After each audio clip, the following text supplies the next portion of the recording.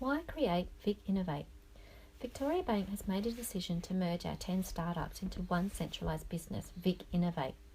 There are many benefits for doing this, such as having control and oversight of product development, ownership of resultant products, greater support for startups, and efficiency. I believe that this merger will allow for better product development, giving us an advantage over our competitors, and will lead to increased productivity and profits. However, there are some anticipated challenges that come with this. Change is always a challenge, as staff need to adjust themselves to a new way of operating in a new environment. It is essential that we take a strategic and planned approach to ensure a smooth transition. By heavily involving the staff in the way we design Vic Innovate, we can allow staff to remain agile and work well together towards creating a shared vision, ensuring that innovation and excellence underpins all that we do. So what have we heard so far? Well, we've done some initial consultation with the staff, and this is what they've told us. The CEO of Vic Bank, she would like to see Vic Innovate grow, evolve and gain competitive advantage for Victoria Bank. Manager of one of the startups is more interested in looking forward to more support, particularly in relation to HR, recruitment and marketing, and not getting bogged down in bureaucracy. A staff member of one of the startups is concerned about career progression and opportunities and their work-life balance.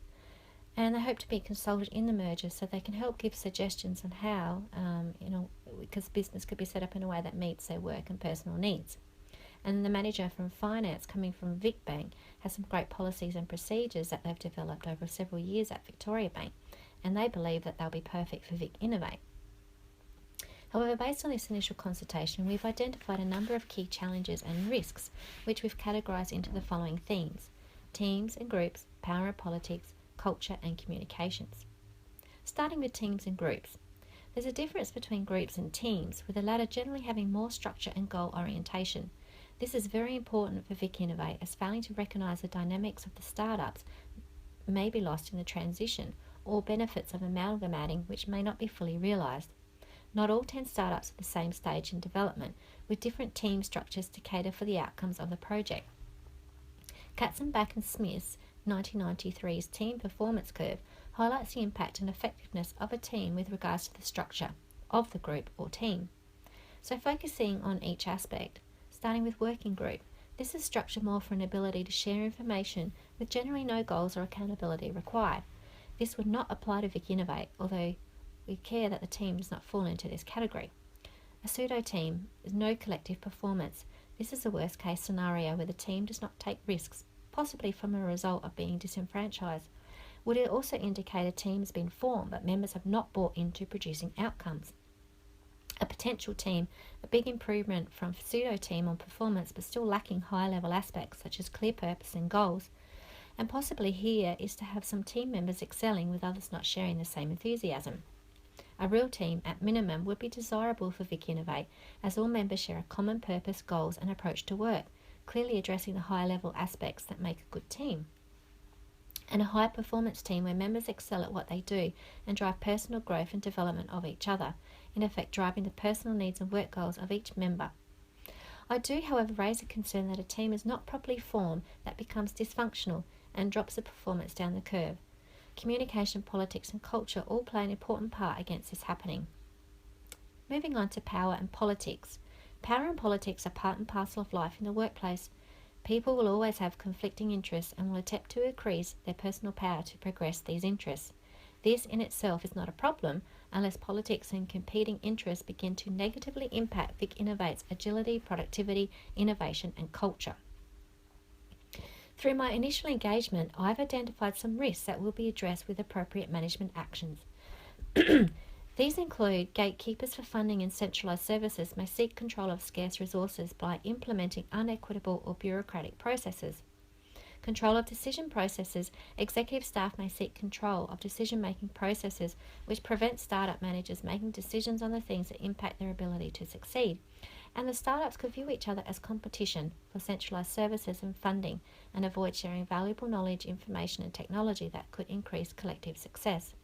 It will be very important for me to foster empowerment of startup managers, encourage collaboration across all business areas, and prevent gatekeepers blocking agility and innovation of startups. Moving on to the culture. All organisations have a unique style of operating which contributes to its culture. The beliefs, ideologies, principles and values of an organisation form its culture. This provides a sense of direction to employees. Mergers can impact employees and affect the culture. The people management issues that I have identified include uncertainty about job security, they feel threatened, what job position they're doing, anxiety, decreased productivity, lack of motivation and culture clashes. A merger affects the culture by organisations having different goals and objectives. The management styles and handling of employees may differ. Policies and procedures are different. The nature of the business is different, in this case technology and finance. The attitudes, mentalities, interests, perception and thought processes of the employees affect the culture, and employees are resistant to the change. Accepting changes in the work culture is the toughest thing for any employee to do.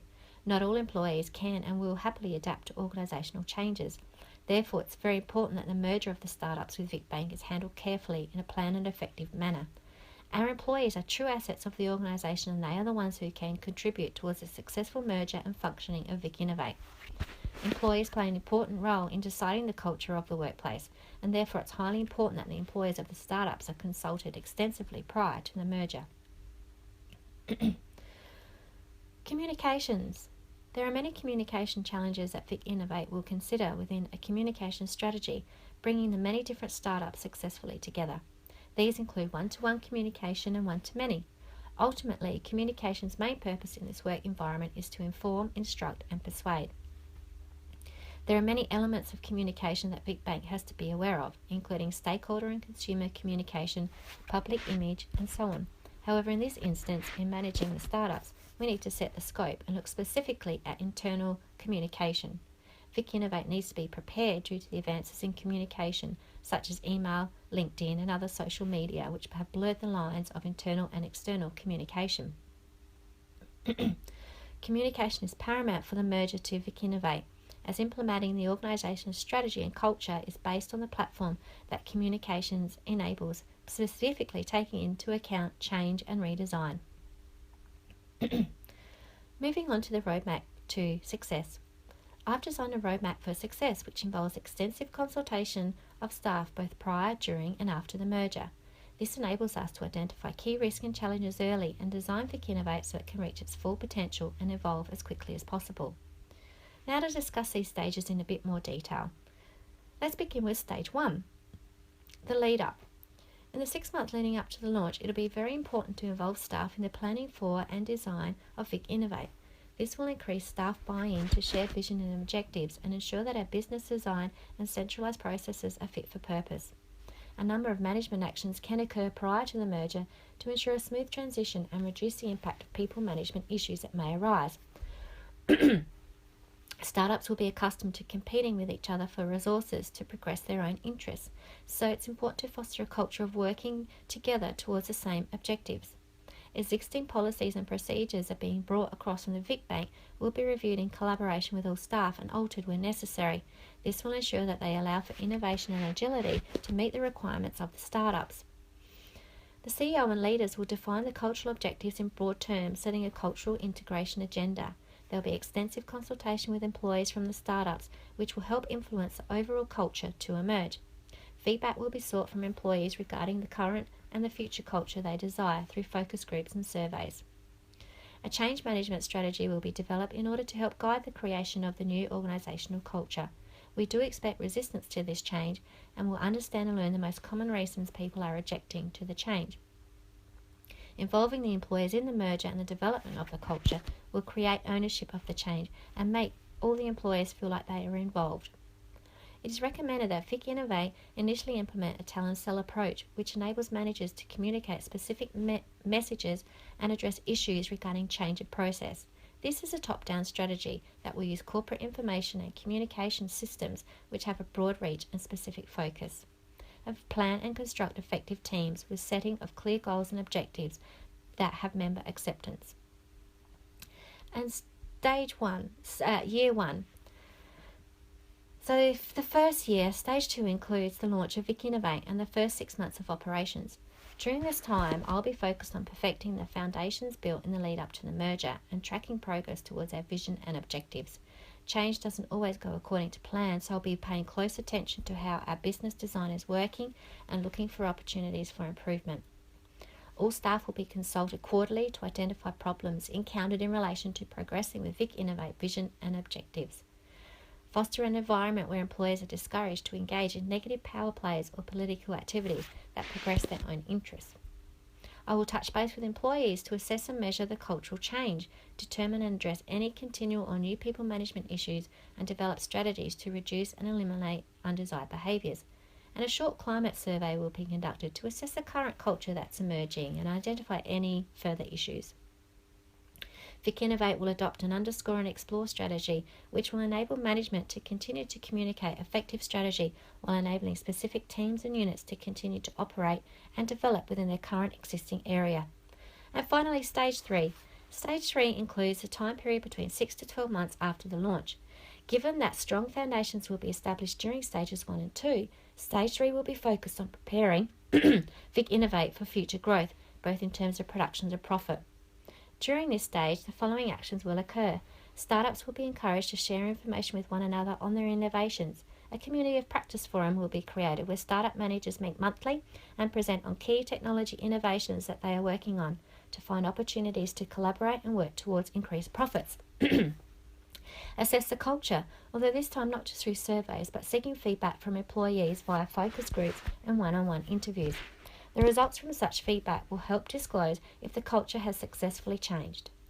Vic Innovate will support all startup teams in managing their work groups and team cohesiveness through strengthening group communication. Group communication is specifically task-orientated and specific in relation to its goals and actions. Therefore, it's important to acknowledge that communication is complex in a group setting due to the fact it requires individuals to work together. Well, thank you everybody for your time today. I look forward to working with you so that we can successfully move forward to create Vic Innovate.